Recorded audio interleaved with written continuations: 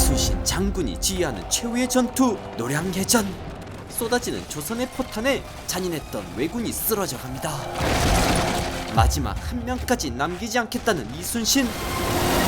그 순간 왜군의 조총이 이순신 장군을 가리킵니다. 운명의 탄알이 발사된 순간으로부터 몇 년 전 조선에선 처음 조총 발사가 이루어지는데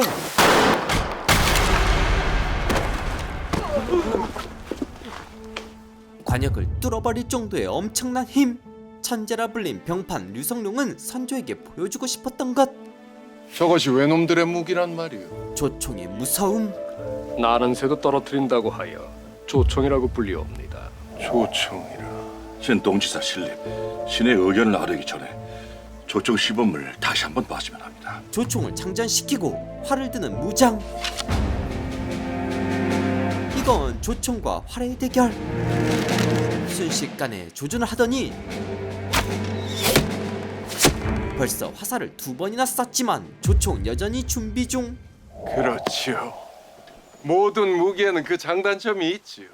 이곳이 전장이었다면 저 홍심에 꽂힌 화살 중 하나가 저 포수의 숨통을 끊어놨을 것입니다. 조총은 화약을 재고 발사하는 데까지 그 시간이 한참 걸립니다. 눈 깜짝할 새 생과사가 갈리는 곳이 전쟁터이니 치명적인 단점을 갖고 있다고 볼 수 있습니다. 신난 선조. 하지만 조총은 일단 장전만 되면은 관적조차 뚫을 수 있는 무서운 살상력을 가졌습니다. 결코 조총을 얕봐서는 아니 될 것입니다. 조총에 불을 붙이고 쏘는 데까지 한참이 걸릴 테니 적이 조총을 쏴보기도 전에 신이 이끄는 기마부대가 적의 코앞에서 적장의 목을 칠 것입니다. 자신감이 하늘을 뚫을 기세. 과인의 마음이 아주 든든합니다. 선조가 웃고 있을 때 1%의 위험까지 감지하는 류성룡의 불길한 표정. 그 사이 일본에선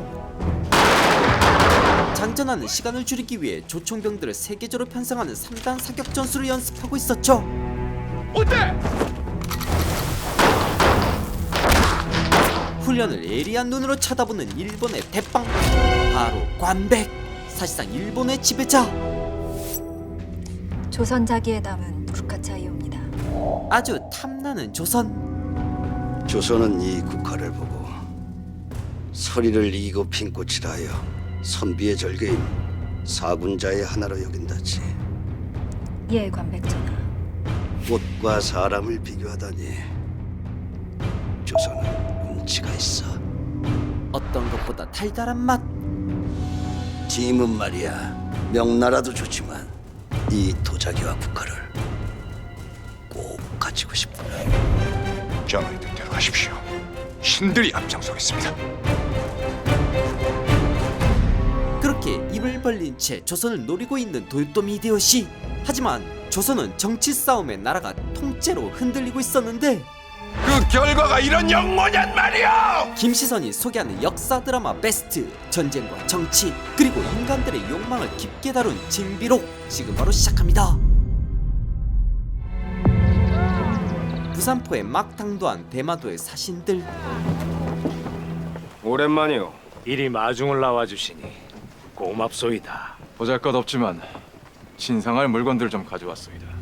물목이 없는 물건은 받을 수 없소. 물리시오. 품목이 없는 괴이한 물건. 뇌물이 아닙니다. 어렵게 빼내온 물건입니다. 대마도주가 슬며시 꺼낸 건 익숙하지 않은 무기. 이것이 바로 조총이라는 것입니다. 대마도주는 조선에 왜 조총을 가져온 걸까요?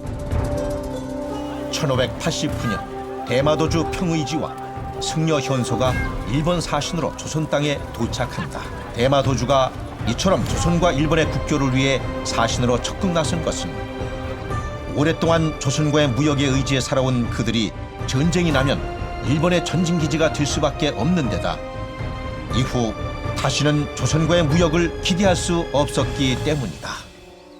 참 끈질긴 놈들이요. 하긴 사신을 보내 학문과 예를 전하지 않은 지가 벌써 150년이나 되었으니 만일 우리의 문화가 전해졌다면은 풍신수길이란 자가 자신들의 왕을 시역하는 천인 공노할 일이 벌어졌겠습니까? 150년. 무시하는 신하와 달리 류성룡은 달리 말하면은 그 긴 세월 동안 우리가 저들을 모르고 지냈다는 뜻이기도 합니다. 이젠 알아볼 때가 됐습니다. 국교를 다시 맺자는 말씀입니까? 국교를 맺든 안 맺든 그들의 사정을 알아둘 필요가 있다는 겁니다. 하지만 왕선조의 생각은 달랐는데 2년 전에 왔던 외국 사신을 통해 국교를 맺지 않겠다. 분명히 과인의 뜻을 밝혔어. 내 병판 뜻에 따라 다시 사신이 오는 것까지 막지 않았지만 그들을 만날 생각이 없어. 2년 전 외왕이 국세에서 보셨다시피 관백이라는 자는 무력으로 외를 통일하고 스스로 황제라고 자칭하는 자이옵니다. 미지의 적. 필시 위험한 자이니 살펴볼 필요가 있사옵니다. 실리를 위한 외교를 충원하지만 지금 과인 보고 자신들의 주군을 시역하고 왕이 된 자의 사신을 만나 국교를 논하란 얘긴가? 왕을 시역한 나라는 금수의 나라라 하지 않는가? 지난 200년 뒤 우리가 명으로부터 그 오해와 고통을 받고 이제야 겨우 예의 나라로 바로 섰는데 또다시 금수의 나라와 국교를 논한다면 이 나라 역시 금수의 나라가 되는 것이 아니냔 말이다. 외국 사신을 만난다고 해서 국교를 맺는 것은 아니질 않사옵니까? 통신사 일은 더 이상 논의치 마시오. 바람 앞에 등불. 한편 임금을 향한 충절을 읊고 있는 한 사람. 자네가 낙향한 지 벌써 4년일세. 조정을 이렇게 동인 소인배들에게만 맡겨놓고 언제까지 한가롭게 가사만 지으며 지낼 생각인가? 지금으로 치면 여당이 된 동인에게 밀린 서인 세력.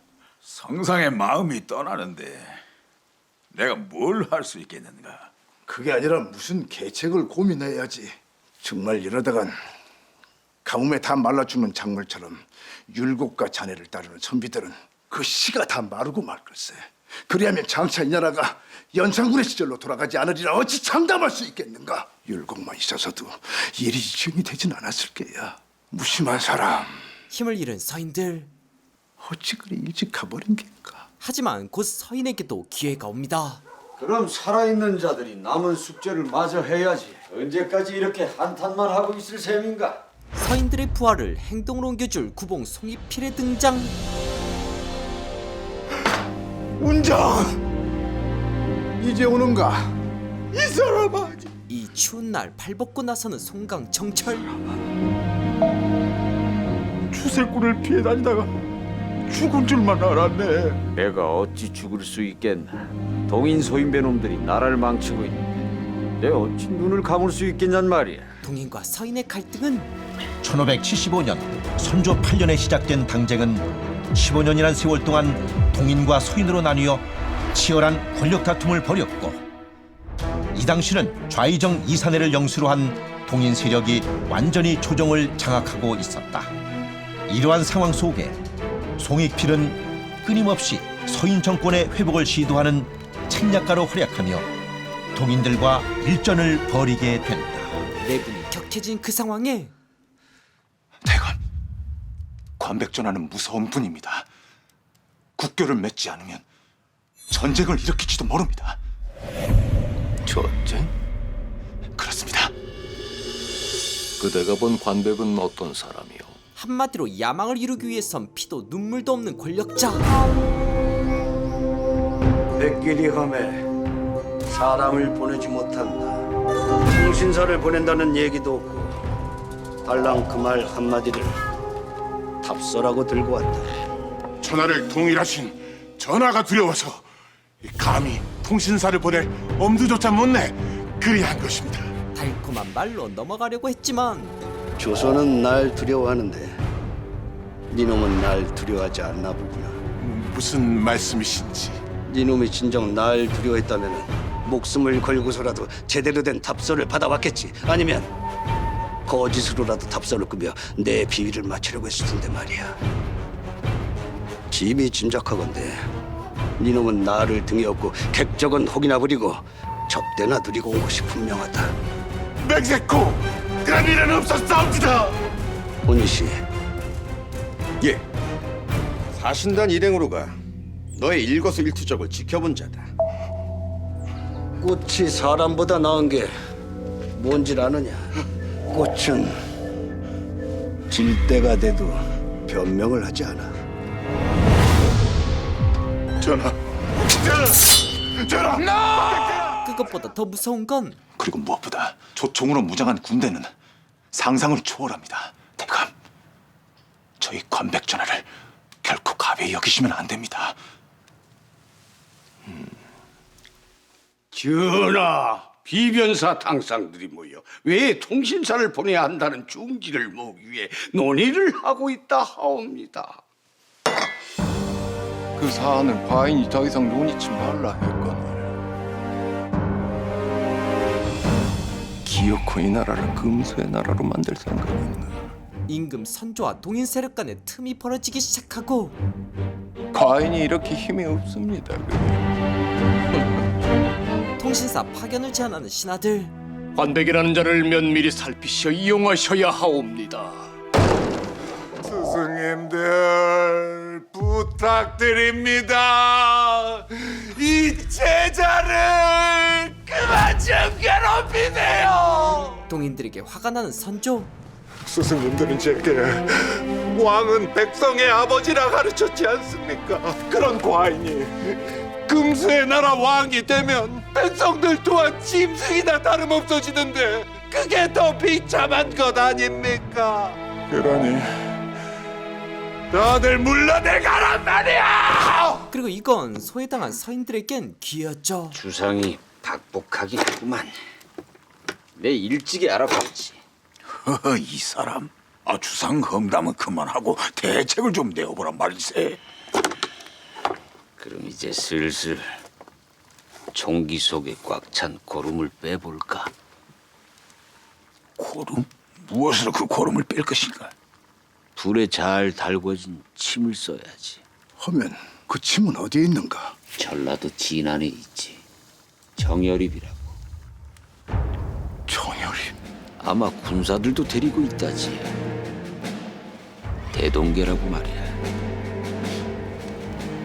영모. 듣기만 해도 무서운 단어. 이 모두가 과인이 부덕한 탓입니다.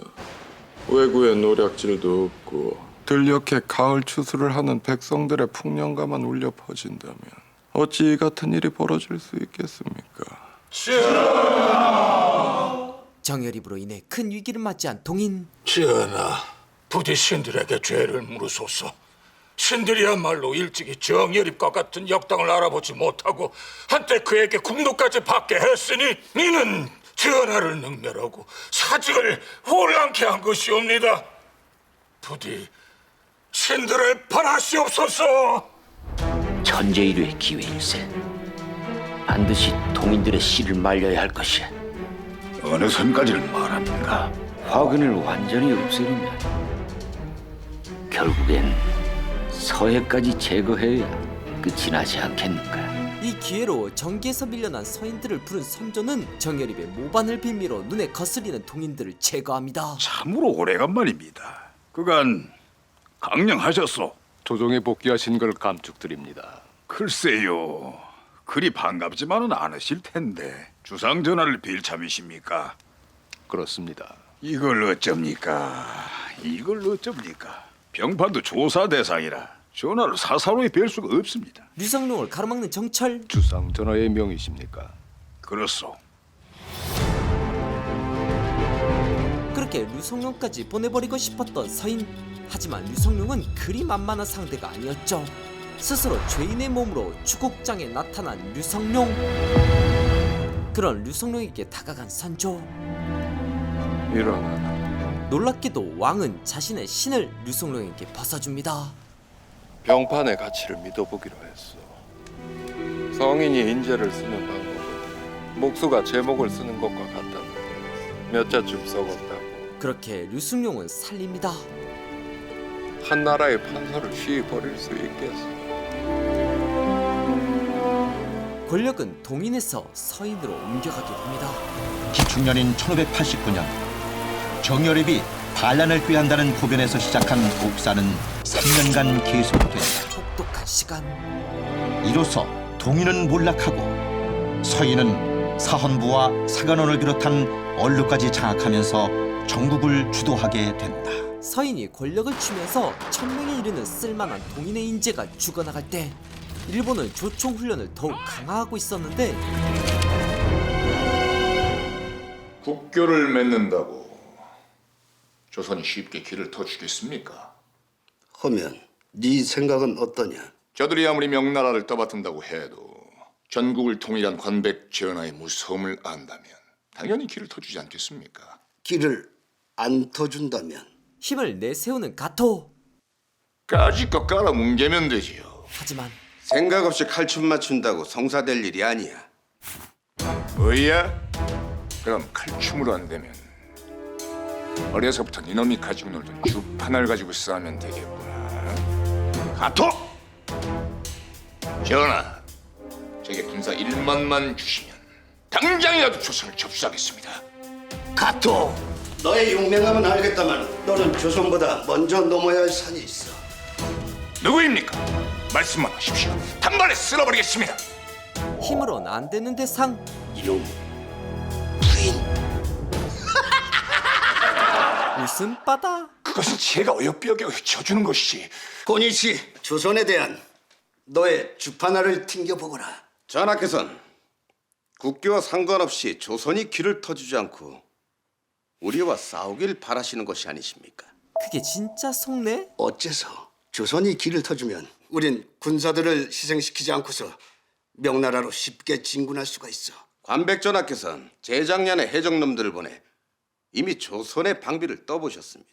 그때 조선 수군은 모래성처럼 무너졌고 우리는 손죽도에서 흥양까지 쉽게 점령을 했습니다. 고니시, 그것은 조선의 수군이지 육군의 태세는 아직 모르지 않는가? 지난 100년의 전쟁을 치르면서 단련된 우리 육군을 조선의 육군이 막을 수 있겠는가? 가장 센 군대는 지금 전쟁을 하고 있는 군대죠. 우리의 유일한 걱정은 대전 경험이 없는 우리의 수군이었습니다. 그런데 조선의 수군이 저리 어이없이 무너지는 걸 보면 승전을 위한 모든 문제가 해결된 것이나 마찬가지입니다. 조선이 길을 양보한다고 해도 조선과 전쟁을 해야 하는 이유는 명나라를 지기 위해서 당연히 우리의 군수 보급 기지가 돼야 되지 않겠습니까? 통신사 파견과는 상관없이 조선을 침략할 생각인 도요토미 히데요시. 싸워 정복하지 않으면 이 기지가 될 수 없지. 조선은 길이 아니라 목적지입니다. 한편 통신사 파견을 조건으로 외구 적장을 내어주기로 한 대마도주. 외국 사신 평이지가 한양으로 올라오고 있답니다. 정말인가? 외구 적장과 반역자 사화동은 모두 데려왔습니다. 포로들은 부산포에서 고향으로 돌아갔고요. 희소식. 그들에게 가족을 잃은 조선 백성이 한둘이 아닌 상황. 대마도주는 약속을 지켰고 이젠 조선의 답이 있을 차례. 보시오 이판! 여기서 통신사를 몰할 자리가 못 됩니다. 반역자 사화동과 외구의 적장이 세환된 것은 일본에 통신사를 보내겠다는 조건부로 이루어진 외교 약조입니다. 전하께서는 약조를 하신 일이 없습니다. 하지만 일본은 약조로 여기고 저들을 세환해 준 것이 아닙니까? 일본에 통신사를 보내지 않는다면 우리 스스로 국격을 떨어뜨리는 일이 될 겁니다. 저들과 국교를 맺는다면 명나라에서 우리를 어찌 보겠는가 말이오. 과인은 통신사 파견 여부를 이 자리가 아닌 헌불의 자리에서 결정하겠소. 그 말은 백성의 여론을 반영해서 결정하겠다는 것.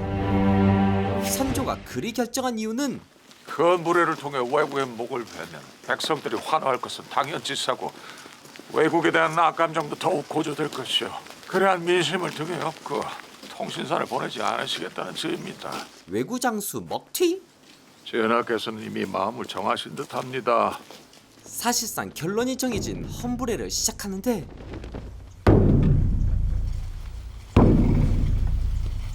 선조에게 각서를 쓰는 대마도주. 조선에 적도가 쳐들어간 것은 본국과는 상관없는 일이며 다시는 조선 땅을 밟는 일이 없도록 본국은 해적 퇴치의 만전을 기할 것을 약조드리는 바입니다. 이렇게까지 하는데 통신사 파견을 계속 막을 수 없게 된 선조. 전하, 이제 통신사에 대한 비답을 내려주시옵소서. 그때 외구를 죽여라! 커지는 백성들의 분노. 그대는 저 백성들의 절규가 들리지 않는가? 백성들의 저러한 절규가 다시는 들리지 않아야 되지 않겠사옵니까? 비답을 내리겠소. 선조의 결정은 금수의 나라 외국에 통신사를 보내지 않겠소. 그렇게 대놓고 먹튀를 시전하는 선조. 이 판은 왜구들과 반역자들을 참아라. 그때 반역자가 뱉은 말, 비격지 천재! 조선의 비밀 무기를 알고 있습니다. 세작을 통해 조선의 핵심 정보가 유출된 것, 곧바로 세작을 찾기 위한 조사에 나선 류성룡. 매일매일 출입을 기록한 장부입니다. 기밀을 다루는지라 잡부들의 출입까지 모두 기록돼 있사옵니다. 수상해 보이던 자는 없었던가? 아시지 않습니까? 여기 있는 자들은 대부분 5년 이상 근무한 자들이라 집안에 숟가락이 몇 개가 있는 것까지도 아는 사이입니다. 그때 이상한 것을 발견하는데 여기 이자는 어제 오늘 결근이구만. 이자는 노모가 위중하다 해서 고향집에 갔습니다. 이자의 고향집이 어딘가? 이미 곳곳에 침투해 있던 일본의 세작. 전국에 있는 세작이 수십은 될 거라고 했사옵니다. 사화동이라는 자도 이번에 잡히지 않았더라면은 우리 도성을 살피는 세작으로 보내졌을 거라고 했사옵니다. 노략질하는 왜구 따위가 변방도 아닌 우리 도성까지 살핀단 말이에요. 바로 그 점이 의심이 되는 대목이옵니다. 왜구들은 필시 본국과 연계되어 있다는 것이 신의 생각이옵니다. 비격 진천외에 도명까지 저들에게 넘어갔단 말인가? 아직은 그 세작 손에 있을 것이옵니다. 제가 세적이라면 분명 외관이 있는 부산포로가 그곳에 있는 외놈들의 도움을 받아 바다를 빠져나갈 것입니다. 세작이 빠르게 도망칠 수 있는 길. 그쪽이 대마도하고 가깝기는 하지요. 당장 경상 가명으로 파발을 보내 해안을 봉쇄시키려 하고. 잠깐만 기다리세요. 대감, 일각여산주입니다. 서둘러야 합니다. 세작들 또한 우리가 남해안을 봉쇄할 거라고 생각하지 않겠소. 상대를 읽는 류성룡. 그 세작들이 그리 생각한다면 그 다음은 어디로 가겠소? 그런데 남해가 아닌 반대로 움직이는 일부 조선 병사들. 장군, 본대는 남해로 보내고 어찌 제물포 쪽으로 오신 겁니까? 서해 대감의 뜻이다. 서해 류성룡의 숨겨진 전략? 장군은 제물포 쪽으로 가세요. 매미의 허물은 살아있는 매미처럼 보이지만 정작 허물을 벗은 매미는 다른 곳에 있지요. 세작들도 당연히 우리 군사들의 움직임을 주시하고 있을 테니 속이지 않으면 안 됩니다. 금선 탈각의 계책을 활용하자는 말씀이십니까? 그렇소. 사냥꾼은 사냥꾼의 입장이 아니라 멧돼지의 입장에서 생각해야 되지 않겠습니까? 아직 빠져나가지 못했을 것이다. 동관은 군사 한 5를 데리고 이곳을 지키게. 나머지는 날 따라 수색한다. 나타나면 반드시 생포해야 한다. 허물을 벗고 이동하는 매미 잡기에 나선 조선군. 멈춰라! 이 야범에 어딜 가는 길이냐? 제물포로 말린 생선을 구하러 가는 길입니다. 어찌 밝은 날에 움직이지 않고? 그게 종로 시전에서 급히 건어물을 구해달라 해서 밤길을 더한 것입니다. 그래, 그럼 그 짐을 확인을 해봐야겠다. 등짐을 내려라. 순식간에 공격하고 도망가는 세작들. 막다른 길목에 다다르자 조총 장전을 하는데 이미 예상하고 있는 장군. 장전하는 속도보다 더 빠르게 접근합니다. 그리고 조준 방향보다 더 높이.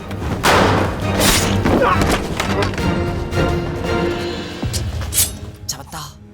조종이라고 항상 칼이나 화살보다 빠를 수는 없지.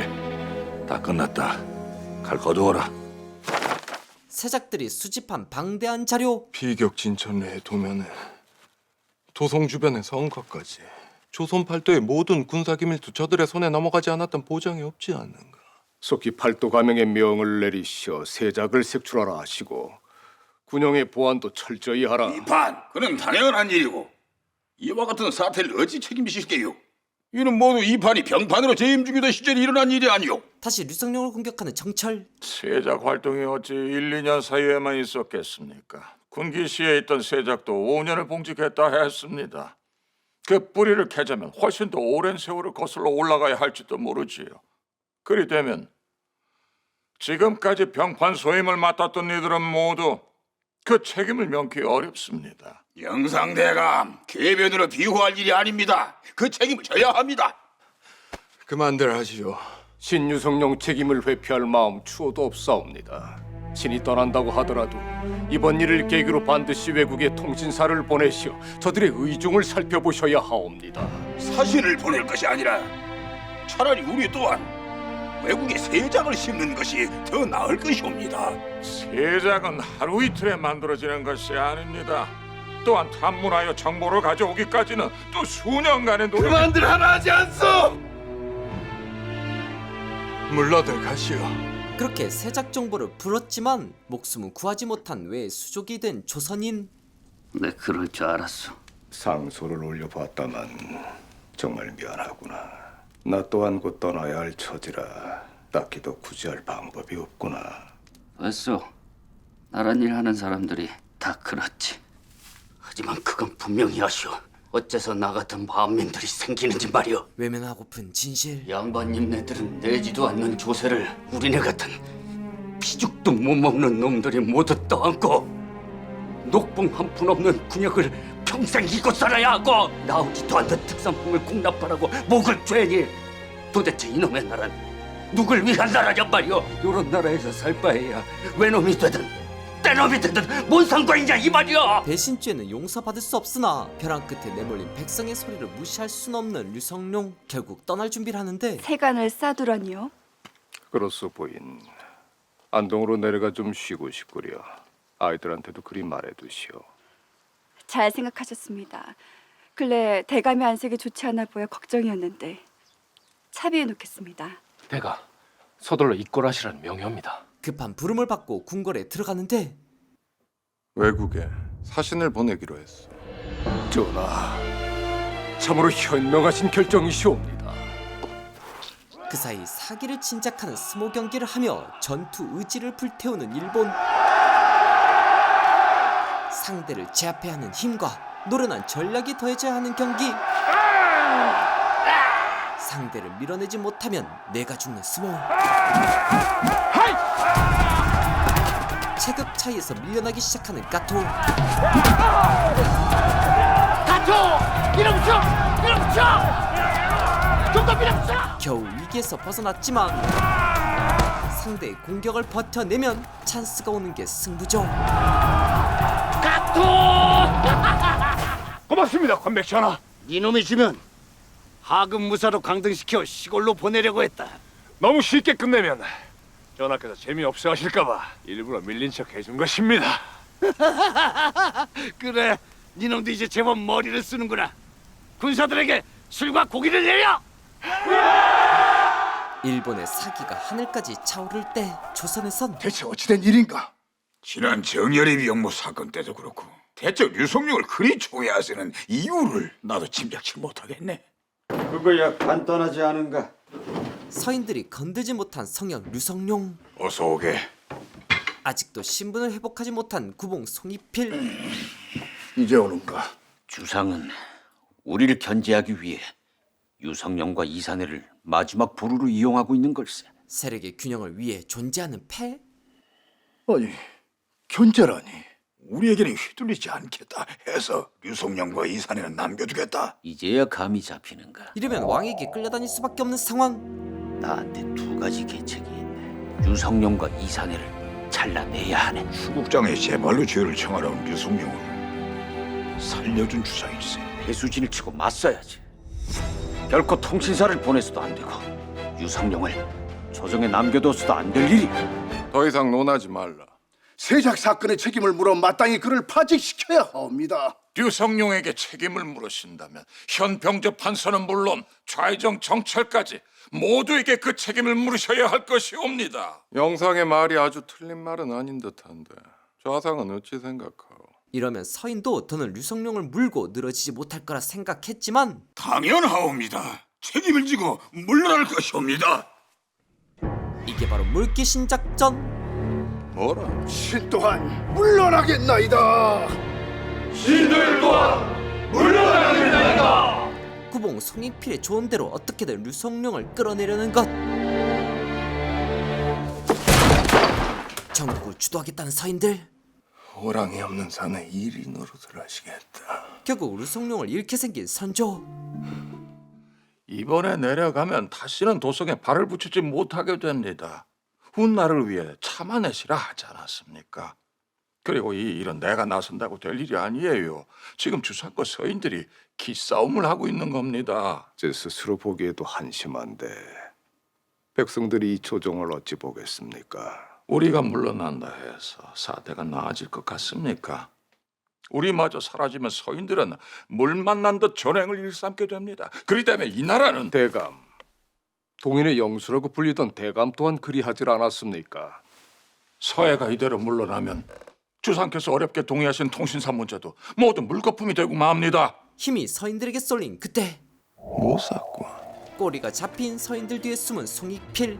이놈이 송이필이랬다. 지금 뭐라 했는가? 죄목은 뭐라든가. 정여립 영모 사건 당시 옥사를 확대하기 위해 조원과 유생들에게 상소를 사주했다고 합니다. 쉽게 말해 불법 언론 플레이를 한 송익필.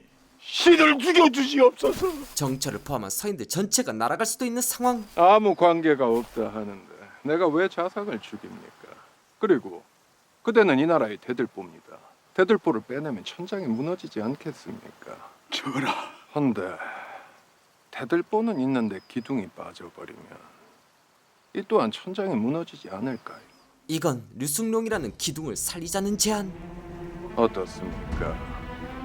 대들보도 남, 기둥도 남아 천장을 든든히 떠받치는 것이. 그렇게 통신사도 보내고 동인과 서인 모두를 살린 선조. 신황윤길 전하의 교지를 받도옵니다. 그날 밤 한때 천재라 불린 송익필의 얘기를 들으려고 하는 류성룡.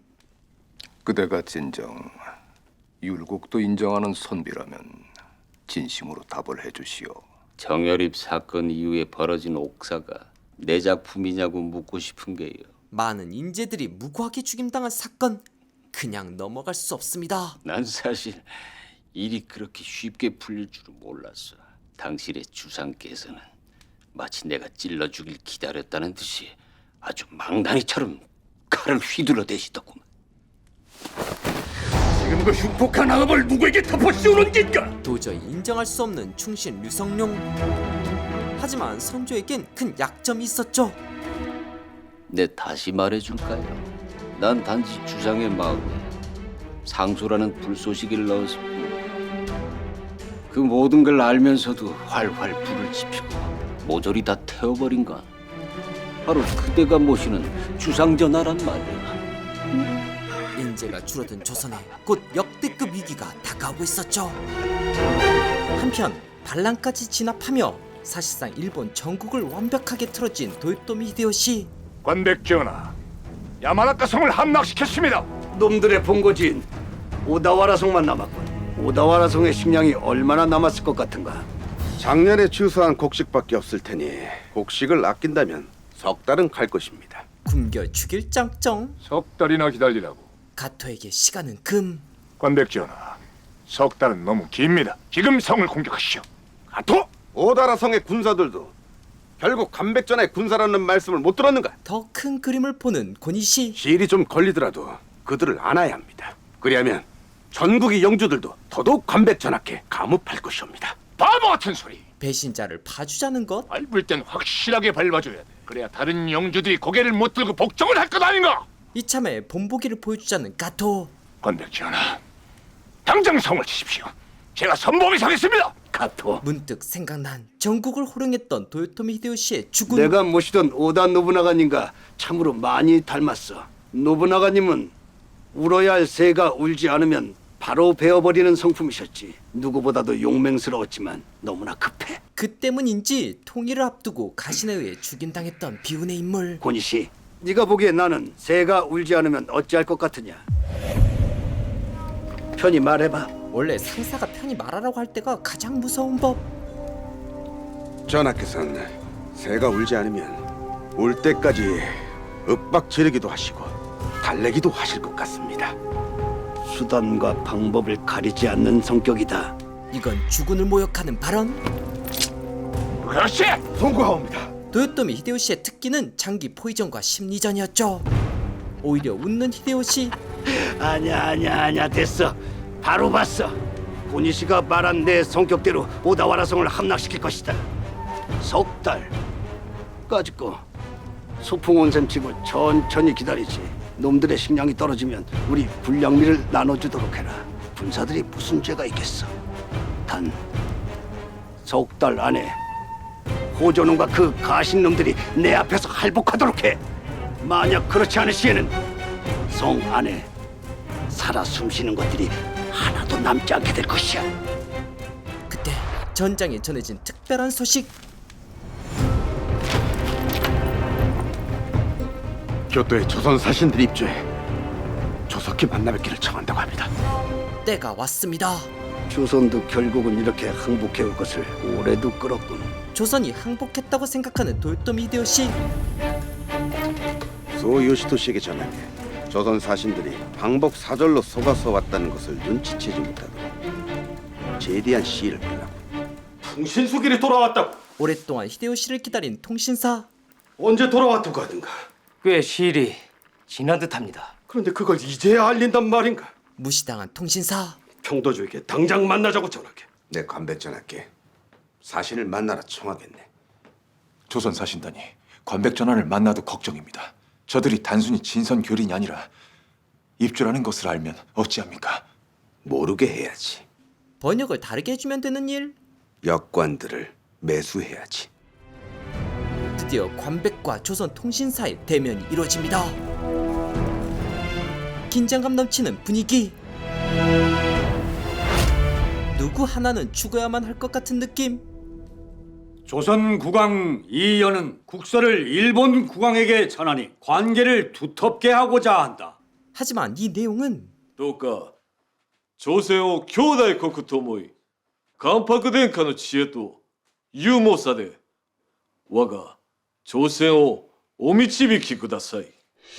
우여곡절 끝에 드디어 조선 사신단이 풍신수기를 만났지만 서로의 입장은 전혀 달랐다. 조선은 교린을 가장한 정탐이 목적이었고 일본은 조선에서 항복한 사절이 온 것이라 여기는 것이다. やっとこうして渡航してきたのだから許してやろう。もし今度も来なかったらただではおかなかったじょ。 톤은 강압적이지만 먼 길 오시느라 참으로 고생이 많으셨습니다. 내용은 따뜻한 이상한 상황. 陳のもとに入手した以上朝鮮にはエコーがあろう。下がってゆるりとされよ。 이어지는 가토의 환영 칼춤.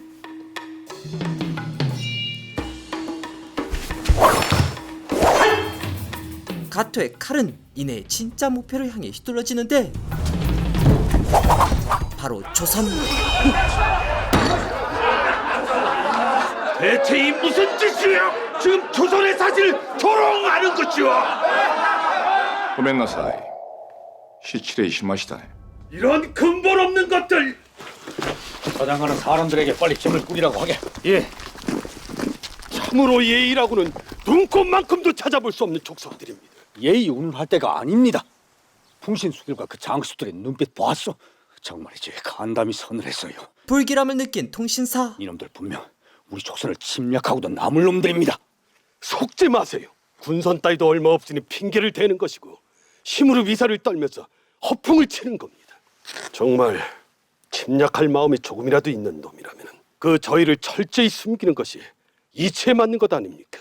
그저 칼춤만 좀 출 줄 아는 근본 없고 무지한 놈들입니다. 슬슬 자를 때가 된 식물. 드셨습니까, 관백전하? 명나라 차도 마실만 하군. 조선 국왕에게 답서를 써보내라. 명나라를 치러 갈 테니 조선은 우리 일본군의 길라잡이를 하라고 말이야. 이건 도발. 못 알아들었느냐? 알겠습니다, 관백전하. 일본의 조선 침략이 얼마 남지 않은 상황에 차기 권력을 위한 비밀 모임을 주선한 서인들. 그럼 허심탄회하게 말씀해 보시지요. 우리에게 원하는 것이 무엇이요? 이제 해가 바뀌면은 수상 전하의 보령은 언 프로이 되십니다. 그리고 중전마마께서는 20해가 넘도록 아직 원자를 생산하지 못하고 계십니다. 이건 차기 권력자를 논의하자는 것? 그 말씀은 혹 국본을 세우자는 광해군을 염두에 둔 정철. 그때 이곳을 급습한 건 다름 아닌 선조. 세자에 대한 은밀한 논의는 자칫했다간 목숨을 내놓아야 하는 일. 내 잠시 잠행을 나왔다가 경들이 화합하는 자리가 있다는 얘기를 듣고 들린 겁니다. 고관들은 이런 데를 드나들어서는 안 됩니다. 거상들에게 접대와 뇌물을 받는다 오해받기가 쉬워요. 송구하옵니다, 전하. 오늘은 과인이 접대를 할 테니 편히들 드세요. 편의가 가장 무서운 말. 세 분 정승, 평안감사에서 돌아온 대사원께서 앞으로도 이 나라를 잘 이끌어달라 부탁드리는 겁니다. 편이라고 해놓고 숫값 먼저 따지는 선조. 과인이 사는 술에 대해 좀 더 구체적인 대가를 얘기해도 될까요? 하명하시옵소서, 전하. 앞으로는 말입니다.